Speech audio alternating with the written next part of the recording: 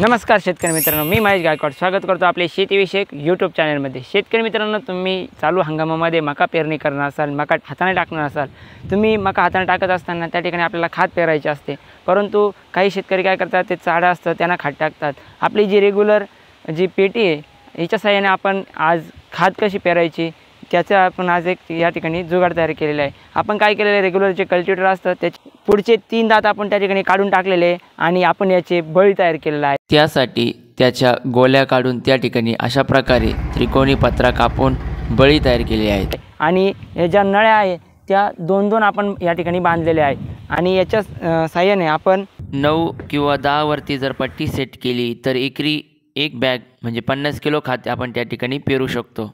मित्रांनो, तुम्ही खाद पेरणीसाठी वेगळ्या यंत्राचा वापर करत असाल, वेगवेगळे भारीतले यंत्र वापरत, पण आपण जे रेग्युलर आपले जे पेरणी यंत्र आहे त्याचा वापर करून या ठिकाणी खाद पेरलेले आहे। पेरणी झाल्यानंतर अशा प्रकारे ही पट्टी काढून पेरणी यंत्रामधील सर्व खाद काढून घ्यायची। खाद काढून झाल्यानंतर हे पेरणी यंत्र स्वच्छ पाण्याने धुवून घ्यावे, कारण की खादीमुळे लवकर हे पेरणी यंत्र गंज पकडत असते। शेतकरी मित्रांनो, असेच नवनवीन आणि माहितीपूर्ण व्हिडिओसाठी आपल्या चॅनलला सबस्क्राईब करा। भेटूया पुढील व्हिडिओमध्ये नवीन माहितीसोबत। धन्यवाद।